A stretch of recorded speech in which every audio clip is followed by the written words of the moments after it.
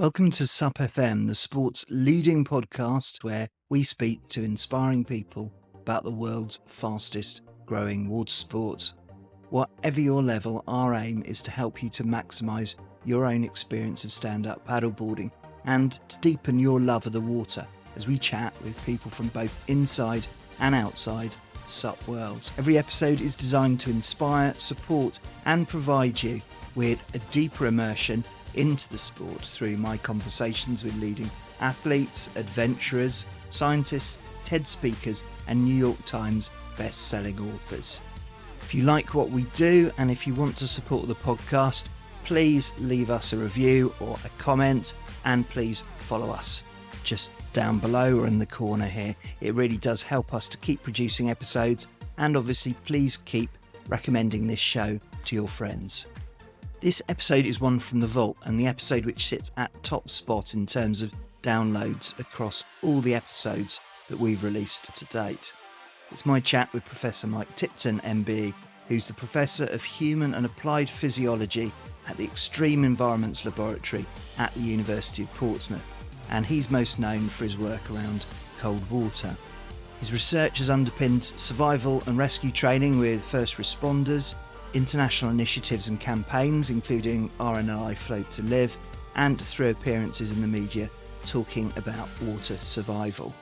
And there's two reasons why I'm re-releasing this episode. The first is because when information tends to get shared about significant risks, cold water tends to be the one that gets forgotten as an invisible hidden risk which in a typical year across the UK leads to 36% of all drownings. Now, that's a total number, obviously not SUP related. However, it does show how important it is to share the simple advice around cold water, particularly amongst those who do sport on the water. Second is being in the water at any time of the year can lead to cold water shock. In the Northern Hemisphere, the spring and the early summer is the worst time because while the weather may be sunny and the temperature might be high, the water takes months to warm up, and it's that difference between your body temperature and the water which can lead to difficulties if you fall in. So here we go as we whip back in time to revisit my 2021 chat with Professor Mike Tipton, MB. Hi Mike, welcome to SUP FM. That's great to be here, Simon. Well, before we start properly, I've got to confess here that I do know you outside of your professional role, because we were both members of the same rugby club for quite a number of years, and I remember you particularly as a mercurial scrum half. I think that's the right description. And then back in the early 90s, I got the opportunity to spend a bit more time with you, shivering, floating and tethered in a very small swimming pool as a research subject into what was, for a student, my best paid but probably my most uncomfortable student job. The study was 6 sessions, floating in really cold water for a couple of hours until my body temperature dropped or I got removed from the pool. Do you remember those days? I remember them very well. I remember playing rugby with the Hutchinsons. In fact, at one stage, you're quite right, I was number 9, and I think number 10, 12, 13 and 11 were all Hutchinsons. So it's sort of commentator's nightmare, Tipton to Hutchinson to Hutchinson to Hutchinson to Hutchinson, because it was you, your 2 brothers and your dad all playing in the same team. And then most of the research that I did in cold water immersion in those days should really be classified as the impact of immersion on rugby players, because we got most of our volunteers from the rugby club, of which you were one. Absolutely, and it was quite an experience and paid very well for a poor, impoverished student, which I was at the time. Your day job is being a well-known international expert in the field of extreme environmental physiology. And clearly you're incredibly well thought of in your field, and you've produced huge amounts of papers and studies and research. But your work isn't just about the academic, it also extends out of that rarefied area and into the practical, because you made a huge use of your research through your contacts and through connections with national and international safety organisations in the UK, particularly the RNLI and Surf Life Saving GB, as well as popping up on lots of national TV programmes talking about survival in water. And you've also founded an International Drowning Researchers Alliance as well to improve the knowledge internationally. The reason for bringing you on today, and I think what our listeners would be particularly interested in listening to, is your knowledge and your expertise where it comes to water, and specifically cold water, and for us to discuss and understand the risks of cold water, the benefits, what we can do to manage dangers, and some of the steps we can take to reduce risks for ourselves and others. So just starting with some of the campaigns that you worked on, I know you worked with the RNLI on their Respect the Water campaign, which ran for quite a few years. Could you tell us a little bit about that? Yes, sure. So you're absolutely right, Simon, that I kind of am very proud about being a human and applied physiologist, with as much emphasis on the applied as anything else. So the backbone of that is that you do the basic science, you understand the physiology, you understand the mechanisms, but you don't just sit about in your ivory tower congratulating yourself. You try and make sure that if you have information which is of use to end users, that they're provided with it. And I'm quite right. Our end users have ranged from firefighters through to search and rescue personnel, RNLI, Surf Life Saving GB. All their studies being done in the sort of extreme environments laboratory at Portsmouth, but that's just the start. And what happens, of course, is as you work with these groups, you get a very good working relationship, and they take more and more of your scientific evidence and incorporate it in their policies, in their resuscitation policies, in their search and rescue policies. And then the next thing is you get invited to join some of their committees. So I've spent 10 years on what was the Medical and Survival Committee of the RNLI. I'm now a council member of the RNLI, trustee and director of Surf Life Saving GB. We work also with the Coast Guard and so, but that's really good because it's a really good conduit to get what we do in the lab out saving lives.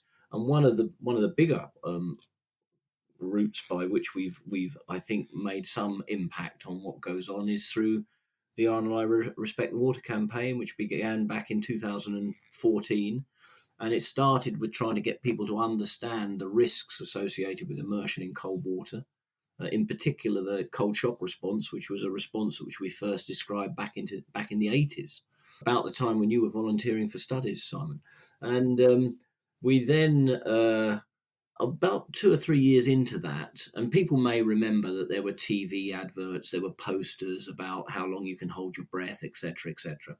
And then about 2 or 3 years into that, a piece of work was published which showed that about half of the people who end up in cold water in the UK had no intention of falling in. So whilst it's very useful to respect the water and understand what happens when you go in, for people who are going to go in without knowing, they need to know what to do when they fall in. And then the Respect the Water campaign swung round a little bit from 2000 into, when you fall in, try and relax, stay still, fight the urge to thrash about, and essentially float first. And again, that was the message that went out in the TV adverts and the cinema adverts. One of the problems in working in preventative medicine or in drowning prevention, of course, is very hard to get a feel for the impact of what you've done because you can't measure something that doesn't happen. Historically, we could say, oh, look, the drowning numbers or the number of shouts that the RNI have gone on is this number or that number. But it's much harder to say, well, actually, there's a guy who was going to run and jump into the water who didn't, or there was a guy who went into the water, remembered the advert and stayed still and survived. You can't get those data unless they're voluntarily given to you. And I have to say that the RNLI have now had tens of emails from people and contacts saying, I think your advice in the Respect the Water campaign saved my life. And if people go online, they can Google Respect the Water saving lives or float first, and they'll see some of the videos that people have made for us. And they're incredibly powerful. And I've seen many of them, and we'll link to them in the show notes. And in terms of stand-up paddleboarding, of course, you never really plan to fall in the water. I guess if you're surfing, you'd expect to. But you can get a combination of when you're working hard and you're digging in, and then suddenly you hit something or you lose your balance, and then you fall into the water. And I guess that cold water shock can particularly affect you if your body temperature is quite high and you're hitting water which is quite cool or cold.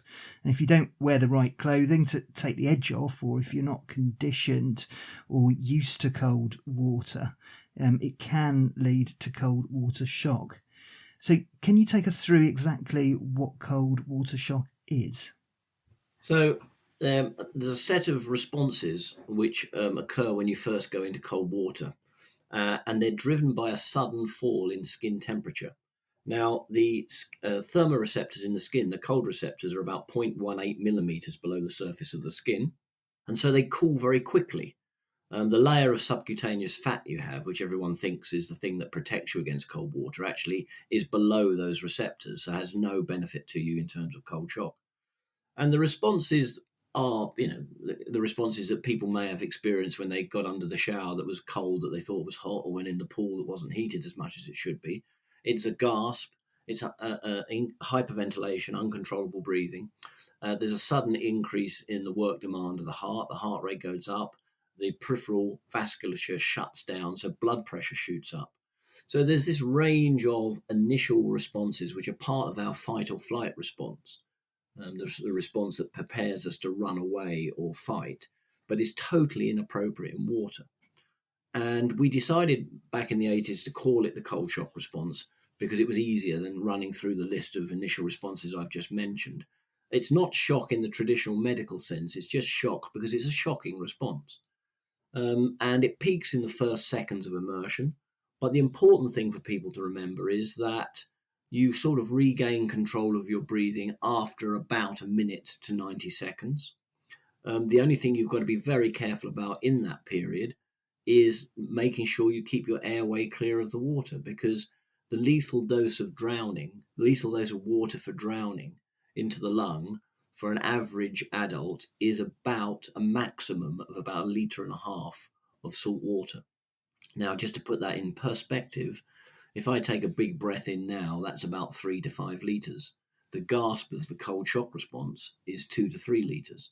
So just the first breath can be sufficient if you happen to have fallen off your board and submerged and taken that gasp, uncontrollable gasp, to put you over the limit for drowning. Absolutely. Certainly in terms of the guidance that we get from our certificates across the UK, certainly from BSuper, is that when you fall in, to try and fall in, if possible, backwards, and if possible, with your arms sort of spread out.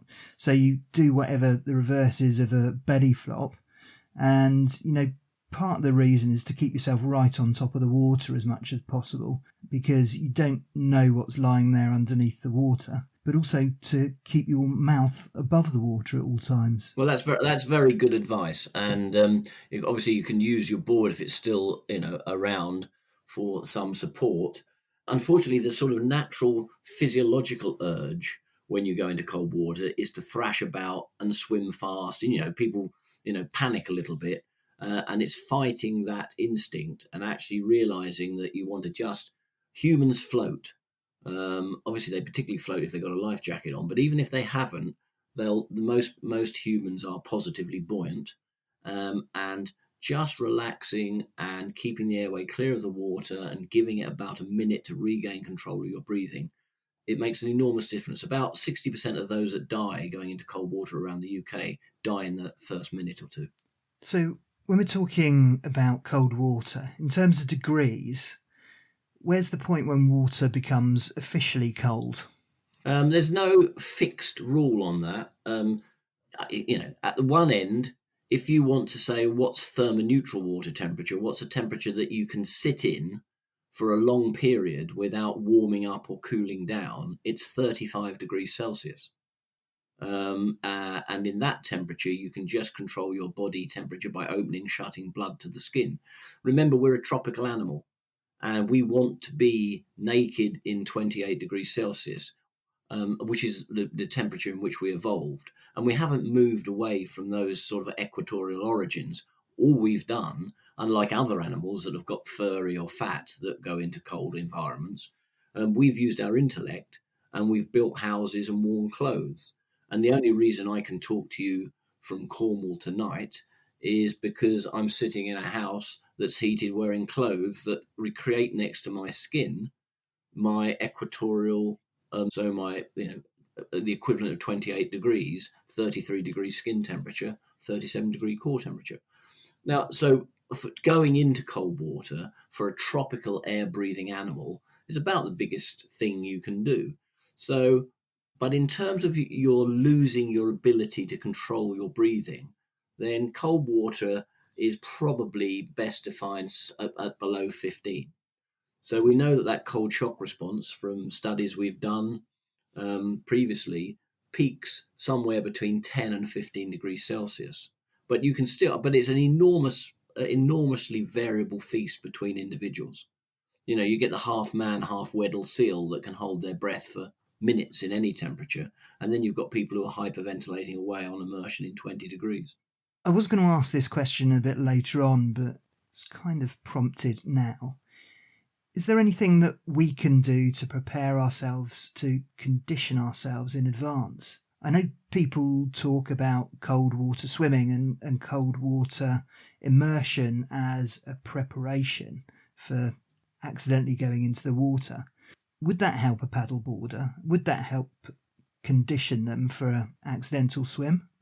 Yeah, I mean, when you think about protection, there's two major routes. There's physiological and there's technological. And as I say, historically, we've always chosen the behavioural / technological route. And in this context, for a stand-up paddleboarder, the technological stuff would be protective clothing of some kind, of which most people know there's lots of that out there, and the major objective of clothing that's going to protect against cold shock is to slow the rate of fall of skin temperature and cover as much of the skin as possible, because the faster the skin cools and the bigger the surface area exposed, the bigger the cold shock response and the more uncontrollable and long-lasting the respiratory drive. Putting that to one side, the technical side, the physiological side is, yes, humans are very good at habituating to the cold shock response. So as few as 6 2 or 3 minute immersions in cold water can halve that cold shock response. More importantly, it means you get control back of your breathing sooner rather than later. So we've done studies where we've looked at, putting people into cold water for 2 or 3 minutes, and we'll find that we can, as I say, halve their cold shock response after about 6 3-minute immersions, and that up to 14 months later, that reduction is still 25% reduced. So not only can we habituate fairly easily, it's quite a long-lasting change. And it's classic of what you'd see. You mentioned open water swimmers. It's classically what you see in open water swimmers. I mean, we've had channel swimmers. We've had Lewis Pugh when he was doing his swim along the south coast of the UK in the lab, and you can't actually see when you look at the traces when he goes into the water. He's so habituated to cold. Well, that's incredible, and also great to know, particularly for people like myself. I know there are other who are experimenting with cold water exposure, so that's a bit of validation to what they're doing, and just a bit of evidence that the effects do last. So just to cover a bit more off about the cold shock. So I know that after those initial effects, there are things that can follow on afterwards. There are other stages, confusion and various other things that happen. If you happen to stay in there beyond that initial cold water stage, that initial cold water shock stage, and things were continuing to head in a downward, what would you expect to happen next, and what would you have to watch out for? Yeah, well, there's 4 stages of immersion associated with particular risk, and up to now we've talked about one of them, cold shock, and they really equate to changes in different tissues of the body. So the cold shock response is driven by a sudden fall in skin temperature. which you can only see in water because air's just not good enough at taking heat away from the skin to cool it fast enough to produce a cold shock response. The next tissues that cool are the superficial nerves and muscles. And in particular, the arms are very susceptible to cooling because they're thin, long cylinders, and the muscles that are in them and the nerves that are in them are pretty close to the surface. So within about 5 or 10 minutes of water at, say, 12 to 15 degrees Celsius, you'll start to get impairment in your manual dexterity, your strength, your ability to swim, your ability to keep your airway clear of the water. And that's what we call a short-term immersion problem. And that's one that you can't habituate to. I mean, that'll be apparent in anybody, irrespective of their experience of going into cold water. But it does mean that within a relatively short period, you're going to struggle to, if you the only way you're keeping your airway clear of the water is swimming or sculling, you're going to struggle to do that. And the literature is absolutely, the sort of fatal accident inquiry investigations are full of people who are clinging onto rafts, onto the side of life rafts, onto floats for about 10 to 20 minutes before they lost grip and floated away. So that's sort of neuromuscular cooling. Hypothermia, although it's a very common term and is bandied about quite a lot, and you hear people saying, oh, they died from hypothermia in 4 minutes. It's a physical impossibility for an adult human to die from hypothermia in 4 minutes. We just got too much heat. We're just too much thermal inertia. We're too big to cool quickly enough. So normally hypothermia won't intervene before 30 minutes, and that's in very cold temperatures. But once you get to starting to experience hypothermia, then you mentioned, some personality changes and changes in brain function. Well, that's absolutely right. The first major organ to be affected as now your deep body tissues. So we've moved from the skin through to the superficial nerves and muscles, now into your deep tissues. So this is your heart and your brain in particular. The first major organ to be affected is the brain. So you see personality changes, you see amnesia, people become confused, make bad decisions, start things like undressing because paradoxical undressing where they think they're hot but they're not. And as your body temperature falls, your brain function slowly deteriorates to a point where between about 33 and 30, you become unconscious. Normal body temperature about 37. Now, that can take varying amounts of time, as I say, depending on the water temperature. The classic numbers we use is 1 hour at 5, 2 hours at 10, 6 hours at 15 degrees Celsius. But of course, if you become unconscious in the water and you're not wearing some kind of life jacket or way of supporting the airway, then you drown at that point. So up to now, I've talked about the cold shock response. One of the endpoints of that is drowning.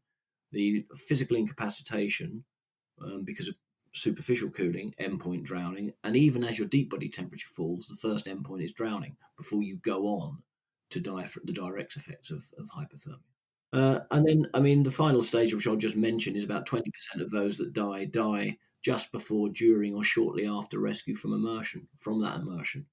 It's particularly soul destroying for the search and rescue organisations to come to somebody they found in the water and find that their condition deteriorates just by them turning up. And we think that in part is to do with the relaxation that people have when they come to be rescued. And it's really important, if you're being rescued, to keep fighting for your survival. Don't relax, don't give up, because it seems to have a very negative effect on your physiology and your condition. And then if you've been cold for a very long while, you've got to be careful how you extract people from the water. But in terms of, the people who would be listening to this, the stand-up boarders, then those first two stages of immersion are particularly pertinent. Yeah, and learning the lessons from that, it's vital to get out of the water as quickly as possible. So when you do fall in the water, you fall in the way that I mentioned, just making sure that you keep your mouth and your head above the surface if you can. You float, you get your breath back, and then you make sure that you stack the rest of the luck in your direction by making sure that in advance, obviously, you're wearing the right outfit, the right clothing. So whether it's a dry suit or a wetsuit or whatever works for you. And this is also where the PFD, the personal flotation device, comes in as well, because that allows you to float higher in the water, maybe stop you from going quite as deep in the water when you fall in initially. And of course, the most important bit of safety equipment is your leash, which attaches you to your board. That might be a quick release leash, but essentially it means that you've got a big floating raft right next to you, and then you can hop back onto your board and warm yourself up with a good hard paddle. So it's all about being aware of these potential stages and how things can go downhill really very quickly if you're not prepared.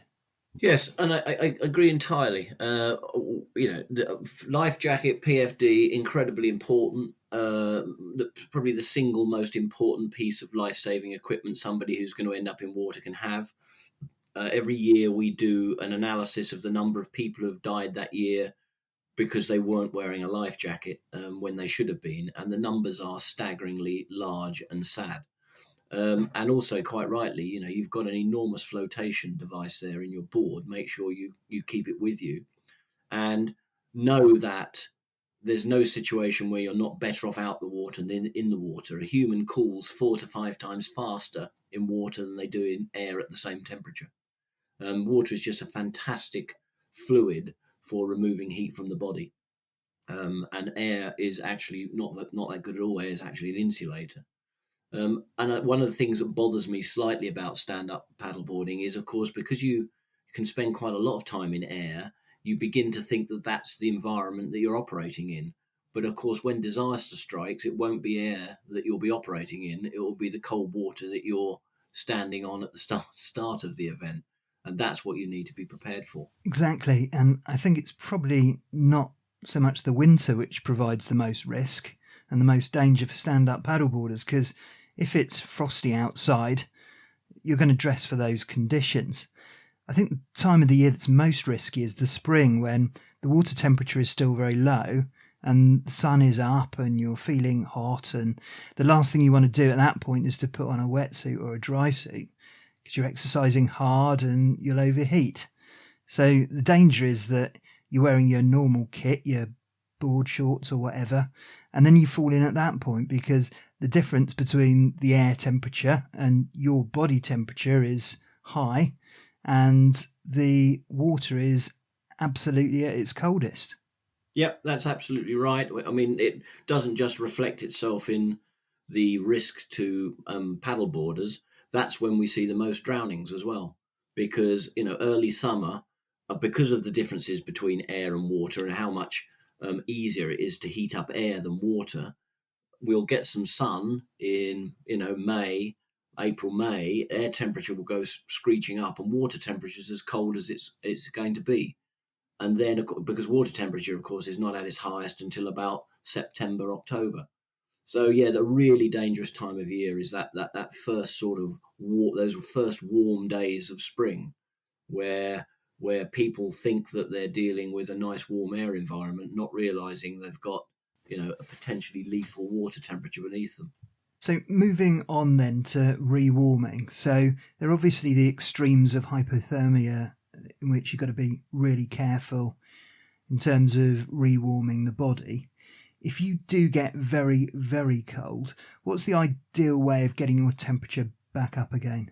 Oh, now this you've got to be very careful with this, because this is I'm trying to avoid saying hot topic, but this is a topic that's being bandied around a lot in the open water swimming area at the moment, which again is another sport that's really taken off. And one of the problems that I constantly am battling against is people have a little bit of knowledge, but don't understand that actually quite a lot of science that's done is the answers are very specific to the situation in which they were applied. So most people you'll hear saying, "Oh, when you come out of cold water, you mustn't have a shower or you mustn't have a bath because you've got the danger of the after drop." Now, okay, that's nice in a way, and that it errs on the side of caution, but it does mean that quite a lot of people who could have a shower or bath are standing about freezing cold for an hour and a half whilst they're trying to warm up. So let's just go through it very quickly.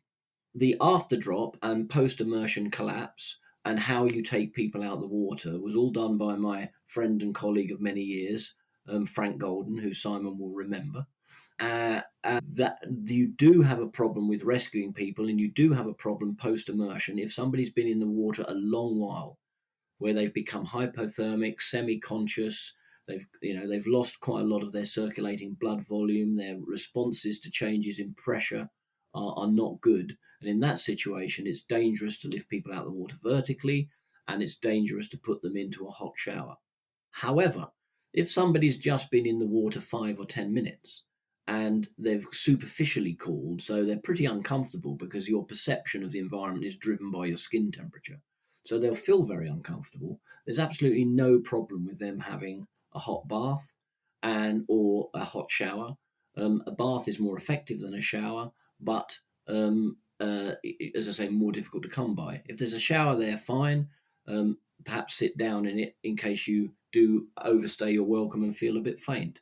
So, if you've got access to warm water, get into it.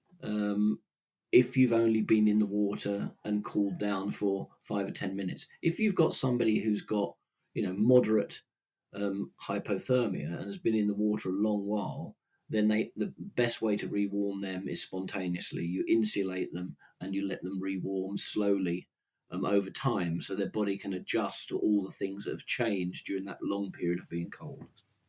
That's great advice. So one question which I've been asked to speak to you about is around extremities, fingers and toes. So I'm a keen surfer, I take my paddleboard out surfing quite a lot, and because the right conditions tend to be when the conditions are clear, Sod's Law dictates that when I go out, it's absolutely freezing. I mean, the definition of a cold session is when you've still got frost on your car when you've driven back from a session. So that cold. So as a result, despite wearing 5mm booties and socks and neoprene everywhere, it's absolutely freezing when I get down to the beach, and it stays like that for about 5-10 minutes until I've caught a few waves, and then it's absolutely fine and warm. Okay, so your peripheral blood flow, which sometimes is ignored by lots of people going to cold water, other than it makes them very uncomfortable. But there are conditions that you can get from having cold, wet extremities for a good deal of time, one of which is non-freezing cold injury, which is not a very pleasant condition to get. It makes you cold sensitive. It can be painful. And it can lead to some lifelong debilitation. But let's park that for the moment. Your peripheral blood, the temperature of your hands and feet is primarily determined by the blood that flows to them. Your hands are very good and your feet are very good at losing heat. High surface area to mass ratio, 5 cylinders, all designed to lose heat.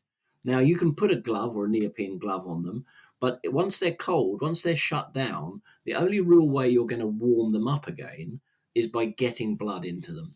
The neoprene glove will maintain the skin temperature a bit higher and slow the rate at which it cools. But what you really need to do is get blood into them. Now, of course, what happens is with people, they go and they're getting ready to do their boarding. They're around in a cool environment, and the body will sacrifice the extremities in order to defend deep body temperature, and that sacrifice occurs through a withdrawal of blood to the extremities. So you shut down. It's called vasoconstriction, and there's virtually no blood going to the hands and feet in that situation. When you now start exercising, you generate enough heat to raise your body temperature a bit, your deep body temperature, and the body now starts to use the hands and feet to try and offload heat. In where the blood goes in the body, the deep body temperature is king. The body is desperately trying to maintain the temperature of the heart and brain because they're much more important than fingers and toes. And so you can use that information. You know that you're going to warm up if you exercise a bit and you raise your body temperature. We know you've got to raise your body temperature about 0.2 or 0.3 of a degree, not very much. If you want to avoid that initial dip, then warm up a bit before you go out. Just as we used to do warm-ups prior to rugby, just to raise the body temperature a bit and get some blood flowing into the hands and feet. Think about doing that before you go out to go paddleboarding, and then clamp that body heat in by putting on the gear you're going to use, and then you'll find you won't cool down as much, going to the start of your paddleboard, and as soon as you paddleboard, you'll re-establish that blood flow or maintain it much more easily. That's really useful. I will certainly do a decent warm-up in future before my surf sessions. So cold water these days is very much in the news and very much in people's attention. Cold water swimming's taken off like a bomb, which you already mentioned. And also people are immersing themselves in cold water in various bizarre ways. And it seems to have been inspired to a degree by a guy called Wim Hof, a crazy Dutchman who's done some unbelievable things. What's your view on all of that? I know that you've met Wim Hof, haven't you? Yes, I've had lunch with Wim Hof. As I say, my claim to fame. Well, let's put it like this: there's cold is a double-edged sword, and up until now we've spoken about one edge, which is all the different ways it can debilitate and kill you. And I always feel a bit of a miserable individual when I run through how all these different ways you can be killed. But on the other side of that sword, there is an enormous amount of anecdotal evidence that it seems to do something positive. The problem with it, Simon, is that the kill side of the sword is well researched, well published, well understood, and is definitely a problem. The potential pro side, or the cure side, is largely anecdotal evidence. Now, there's nothing wrong with anecdotal evidence. And the nice thing about working with humans is you get lots of it because you talk to humans, and it is a form of evidence. It's just the weakest form of evidence. But on the basis of what people have told us, we can formulate hypotheses as to why going into cold water is beneficial. So, for example, that cold shock response includes the release of a whole load of stress hormones. And that's why people say, oh, I feel alert, I feel aroused, I feel alive, it sets me up for the day. Well, that's because your body is preparing you to fight or flight, and has released a load of adrenaline and other stress hormones into the body when you dropped it into cold water. There's also an anti-inflammatory component to going into cold water. And increasingly, we're understanding that quite a lot of the debilitating conditions which people can have, from Alzheimer's through to depression, have an inflammatory component to them. And so, I'm not here to say that it's all bunkum, because I can provide you with a fairly intricate scientific hypothesis as to why it might be working. But what we lack is the scientific evidence. And the problem at the moment is isolating the active ingredient. So, for example, people who go out in whether it be stand-up paddleboarding or cold water swimming, they're doing a lot more than just exposing themselves to cold. They're exercising, they're going into salt water, and we've known for centuries, and people have thought for centuries, that going into salt water is good for you. Whole towns have evolved on the basis of that principle over the years. You're going to a green therapy, blue therapy, you're meeting other people. There's a whole host of reasons why engaging in water-based sports where you get cold may be of benefit. We've written a paper called Cold Water Immersion Kill or Cure, which people can find online if they want to read the detail of it. And I would recommend something like the young lady, Bethany, who suffers from severe migraine, and her project looking at 100 days of vitamin C, with vitamin C being spelled vitamin SEA. And she very clearly demonstrates the belief that cold water immersion is good for her. And as I say, it may be. And after a while, what happens, of course, is that you get a placebo effect, because everyone's telling you that going into cold water is good for you. So when you go and do it, surprise, surprise, you think it's good for you. Yeah, and there's been more research into placebos than anything else. But does it matter if it makes you feel better? Absolutely right. Absolutely right. And I say that I always end conversations on this where, if it's a placebo effect, but if it's a placebo effect that gets rid of your depression, we published a study on cold water swimming and depression with a young lady who was really suffering from severe postnatal depression. And she took up swimming and it's gone. And she's not on drugs anymore. It was done with Chris Van Tullochen, one of the two doctors that does Operation Ouch and lots of other TV programs. Again, you can find it online. Now, I can't, but as a scientist, what I want to know is why it works. What's the mechanism? But at one level, I can just say, well, if it works, it works. But wouldn't it be interesting if, taking a ludicrous extreme example, if just putting your hand and foot into cold water had the same effect? Now all of a sudden, you can get all this beneficial response without actually having to immerse the whole body. Now it becomes something that many more people might be able to do. I mean, there's all sorts of theories out there, and clearly I wouldn't ask a man of your scientific integrity to speculate on them, but a lot of people talk about the vagus nerve and conditioning that. I don't know whether that's a valid area. No, that's definitely part. I mean, that's definitely one of the theories. Is that the vagus is, when stimulated, can have a very beneficial effect, anti-inflammatory effect. It's stimulated by receptors on the face. In some conditions in the US, actually artificial stimulation of the vagus nerve by implants is recommended. Now, if you happen to go swimming and you put your face in the water or your face gets splashed, then you'll be stimulating the vagus nerve. Now, the other side of that coin is we also know that if you happen to be breath holding for a long while with your face in the water, there's an 80% chance that you'll have a cardiac irregularity or arrhythmia within 10 seconds of breaking your breath hold. So, yet again, there's this twin-edged sword that makes it very difficult. So am I recommended that people go and breath hold and put their face into cold water? No, I'm not. Certainly for an extended period. But if they're swimming and their face dips into the water and they don't hold their breath, for any length of time, then perhaps it's beneficial. We just don't know. So, Mike, you've done a lot of work with lifeguards and surf life-saving organisations. What's been your role with them? What sort of knowledge have you been able to help them with? So the work that we've done over the years that then sort of influenced things like RNLI, search and rescue RNLI, their first aid approach to immersion victims, and the same with surf life-saving GB. As I say, I've ended up having positions with both of those guys, the counsel for the RNLI and director trustee for surf lifesaving, and I'm very proud to do that.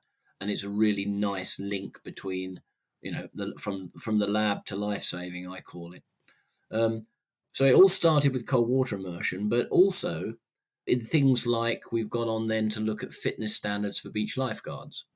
So we did some work we've done, our sort of remit is to look at the physiological, pathophysiological and psychological responses of humans to extreme environments and the protection, preparation and selection for people to go into those environments.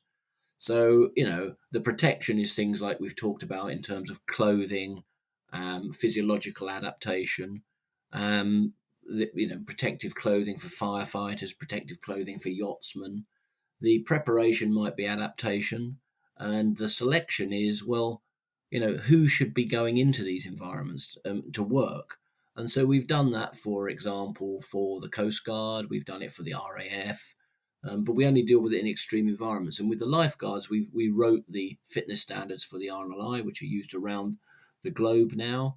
And they're based on the ability to get to somebody in the water and within 3 minutes, which is how long it takes, we think, for people to get to drown, and to get them back to the shore to commence basic life support within 10 minutes, which is the window we know where you've got the best chance of resuscitating somebody who is drowning. And so it's that, again, that nice mix of mechanism, theory, and practical. So if people go off and, if there's anybody out there who ends up volunteering to be a lifeguard or wants to get a job as a lifeguard, when they do their fitness test, it will have come from us. And the final piece of that jigsaw was, of course, you've got 10 minutes to get to somebody and get them back to the shore, but that includes how long it takes you to see them. So most recently, I've been doing quite a lot of work with a colleague from Chichester University, Jenny Smith, who used to be at Portsmouth, looking at visual acuity standards initially, and then how to see people that are in trouble. It amazed us that we've had crow's nests for centuries, and yet you can't find anything in the literature about the best way of looking out to see somebody. So we've done lots of work on that, and we now know the best way to do it, and we know that experience is really important. Somebody who's done it for a couple of years in terms of lifeguarding will be 5 times better at seeing somebody in trouble than somebody who's in their first year. We've got training packages, we've done all kinds of things. So all focused again on reducing the numbers of drownings. And I guess the final thing to say on this particular topic is, we go back to where we started with prevention. And one of my hobby horses and passions has been to try to get water safety messaging into schools.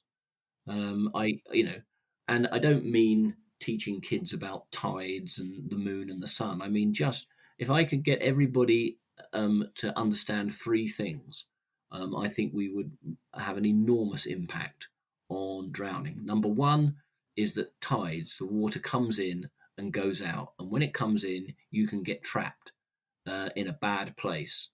Understand that. And it may surprise your listeners to know that there are people who go to the beach who didn't realise that the water comes in and goes out, because they've just not grown up in that environment. Number 2 is to identify a rip and what to do when you're in a rip. So, swim parallel to the shore, you will be out the rip. Rest until you get out the back of it, raise your hand. And the third is what to do about cold shock, and we've already discussed that. And if we can get that taught in every school in the UK, we will absolutely smash the drowning statistics. At the moment, we're losing somebody every 20 hours. We're losing a child a week. That is unacceptable for an island nation. Unbelievable. And there is a huge lack of knowledge out there. And again, probably the people listening to this podcast aren't numbered amongst them, because clearly they're finding out about stuff. But all sorts of people ask for advice, particularly on Facebook groups. In the summer, there was someone asking for advice about paddling around Old Harry Rocks, which is a scenic part of the Dorset coast, and they were getting advice on parking and where to put in and all of that sort of stuff. And I checked the weather forecast, and there was a massive offshore wind at exactly the time that they were planning to paddle. So unfortunately, I spoiled their plans for the weekend, but there have been various rescues for exactly that reason. So all of this basic stuff around safety and weather, it's not actually that difficult if you look into it. But yeah, you're quite right. Those messages really need to get out there consistently. Well, I think there's 2 things. Is firstly, they need to get out there, and secondly, they need to be simple. We tend to we overcomplicate things, and there's mission creep. You've got to say, there's 3 or 4 things which if everybody knew, and you're quite right. I mean, lots of people on the coast already know it, and yet when you talk, when I was trying very hard to get this on the national curriculum, the perception from government is that this is a coastal problem. It's actually not a coastal problem. If you look at where people come from to drown, they come from mainly inland, and then of course we tend to ignore, because we like coastal sports, that there's thousands and thousands of miles of rivers, canals, and other waterways. And the study we've just done, where we've children in Hampshire about water safety, we did it in collaboration with the RNLI and Hampshire County Council, and showed very clearly that with a simple 15 or 20-minute lesson, not focused on great theory, but just focused on those practical bits of information about rips, tides, and cold shock, that we could significantly improve the children's knowledge of these things. And 6 months later, when we retested, they'd retained that information. And once you get to that level, then hopefully if one of them gets caught in a rip in later life, they'll remember, I remember swim parallel to the shore.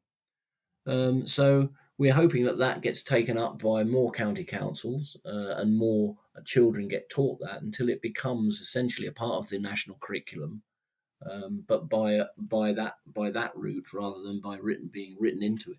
So we're getting there. Well, absolutely. Again, coming back to you working to practically apply this knowledge, you helped to found an international organisation to manage drowning. And because we've got an international audience here, are there any country-specific issues, or are there just similar issues in terms of education and understanding the risks of the water? Well, there's you're talking about the International Drowning Researchers Alliance, IDRA. And if people want to go online again, they can find that. And it was founded by people from Brazil, the Netherlands, Spain, New Zealand, and the US. And it's there primarily to help people who are doing work in drowning and drowning-related issues, drowning prevention. But also it's a way of exchanging information about the problems that different groups have, because it's not all necessarily about cold water. I mean, Copacabana and Ipanema beaches are seeing, large numbers of immersion deaths, but for different reasons. There it's people who are not very good at swimming. There it's, other aspects of immersion. So, it's a really good way of helping people do their research. We give free advice. It's a free membership. We don't charge or make any money, but it is also a good way of sharing best practice. We get involved in the international standards on things like, most recent one was how do you go about treating a drowning victim in the age of COVID?